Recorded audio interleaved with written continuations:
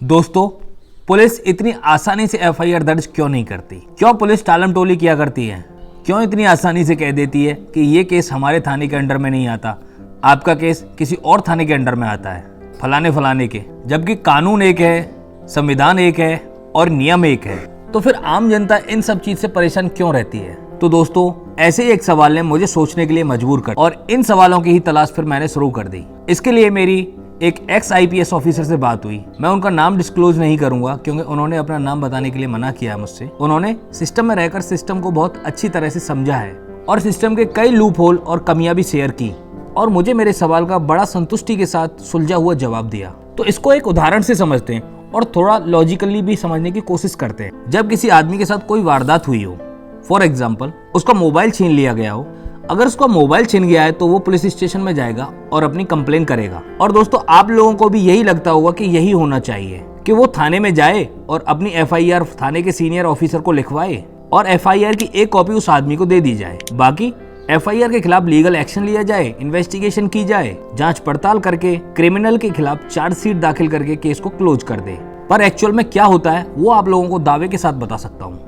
10 में से कम 8-9 लोगों के साथ ये होगा कि अभी दरोगा जी नहीं है, चौकी इंचार्ज नहीं है, चौकी इंचार्ज बिजी हैं। पहले तो आपको वहां पे वेट करना होगा, लेकिन इन सब के बाद अगर आपकी कंप्लेन ली भी जाएगी तो सबसे पहले आप पर ही शक होगा कि कहीं आपकी कंप्लेन फेक तो नहीं है। तो आपसे ही सवालों का सिलसिला शुरू हो जाएगा और शायद ये भी बोला जा सकता है कि ये क्राइम हमारे थाने के एरिया में नहीं है, आप उस थाने में जाइए क्योंकि आपका केस उस थाने के अंडर में आता है। तो इस तरह फुटबॉल की तरह इधर से उधर भटकते रहेंगे लेकिन पुलिस एफआईआर दर्ज नहीं करेगी। और मैं दावे के साथ ये कह सकता हूँ कि ऐसा 10 में से 8-9 लोगों के साथ होता है। आज की डेट में देश के हर थाने में यही होता है। इसकी क्या वजह है? इसके पीछे कोई ना कोई वजह जरूर होनी चाहिए और इसका सॉल्यूशन क्या हो सकता है उनके बारे में डिस्कस करेंगे। तो समझने के लिए इसको ऐसे समझते हैं, मान लीजिए कि आप एक थाने के थानेदार हैं, मैं आपके पास एक कंप्लेन लेकर आता हूँ। तो ये बात आपके ऊपर है कि आप मेरी एफआईआर लेते हैं या नहीं। अगर आपने मेरी एफआईआर ली तो फिर उसके बाद आपको इन्वेस्टिगेशन का सिलसिला शुरू करना पड़ेगा और जहाँ हादसा हुआ है वहाँ का पूरा हाल जानना पड़ेगा और साथ ही साथ अपनी रिपोर्ट भी तैयार करनी पड़ेगी। लोगों से पूछताछ करना, अब एविडेंस कलेक्ट करना, ये सारी चीजें आपको करनी पड़ेंगी। तो पहली बात तो ये, इससे बहुत ज्यादा आपका काम बढ़ जाएगा। और दूसरी बात ये कि आपने ये सब किया क्योंकि आपको बहुत अच्छा लगा और लोगों ने भी खूब तारीफ की, फलाना फलाना दरोगा ने केस को इतनी जल्दी सॉल्व कर दिया। लेकिन इसका दूसरा इफेक्ट क्या होगा कि पुलिस के थानेदार की परफॉर्मेंस देखी जाती है और वो देखी जाती है कि थाने में कितने केसेस रजिस्टर हुए हैं। अब मान लीजिए कि आपने मेरी एफआईआर दर्ज कर ली, फिर उसके बाद कोई दूसरा व्यक्ति आया, उसके बाद कोई तीसरा व्यक्ति आया, उसकी भी आपने एफआईआर दर्ज। अब हुआ क्या, एक तो आपने अपना काम बढ़ाया और इससे क्या होगा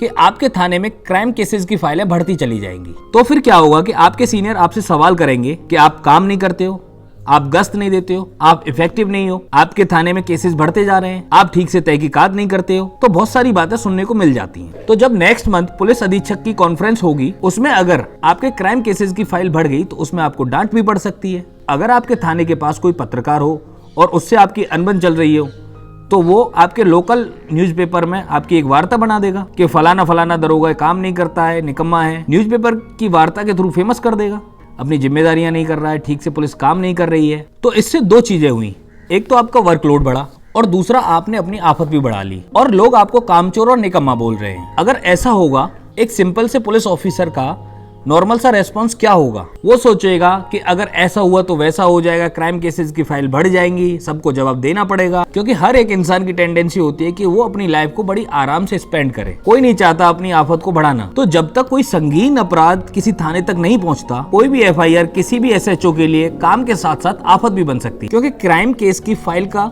रिकॉर्ड बढ़ता रहता है। हालांकि मर्डर, डकैती या आईपीसी की कोई भी धारा अगर किसी केस में नहीं लगती, तब तक एसएचओ या वहां का दरोगा एफआईआर दर्ज करने में थोड़ा सा हिचकिचाते हैं। तो सवाल ये है दोस्तों कि जब तक ये सिस्टम कई सालों से चल रहा है तो गवर्नमेंट ने इसके लिए कोई कदम उठाया है क्या कि कैसे इस प्रॉब्लम को सॉल्व किया जाए? कई चीजें की, हर पुलिस कॉन्फ्रेंस में इस चीज को एम्फेसाइज किया जाता है कि एफआईआर रजिस्टर की जाए। पुलिस ट्रेनिंग में भी यही बात सिखाई जाती है कि एफआईआर दर्ज करनी चाहिए। लेकिन जब इंसान अपनी निजी लाइफ के बारे में सोचता है तो फिर वो कानून भूल जाता है। अपनी पर्सनल लाइफ की वजह से वो ज्यादा परेशानियों के झंझट में नहीं पड़ता है। अगर हम सच में कुछ करना चाहते हैं तो हमें ये 40-50 साल पुराने घिसे पिटे तरीके से काम नहीं करना पड़े। हर एक थाने में एक स्पेशल एफआईआर सेल बनना चाहिए और वहाँ बारी बारी से एफआईआर और किसी भी प्रार्थी की एप्लीकेशन को एक्सेप्ट करना चाहिए और उन एफआईआर एप्लीकेशन की पूरी सही तरीके से जांच करके एक फाइनल रिपोर्ट जीडी में दर्ज करके केस को सॉल्व करना चाहिए। इससे क्या होगा कि थाना अध्यक्ष या फिर दरोगा को कंप्लेन रेट के बेसिस पर डायरेक्ट जवाब नहीं देना पड़ेगा। अगर सारी की सारी एफआईआर दर्ज की जाए तो 500 केसेज आ जाएंगे एक हफ्ते के अंदर अंदर। और इतने तो पुलिस कर्मी भी नहीं है, तो इनमें से कुछ सच्ची घटनाओं को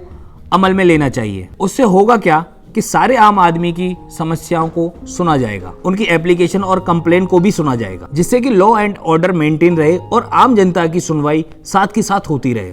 तो आपको वीडियो का मैसेज एंड सॉल्यूशन अच्छा लगा हो तो प्लीज लाइक दिस वीडियो, और आपके पास इससे बेहतर कोई सॉल्यूशन हो तो आप कमेंट बॉक्स में बता सकते हो। प्लीज लाइक दिस वीडियो और हो सके तो चैनल को सब्सक्राइब जरूर कर लेना।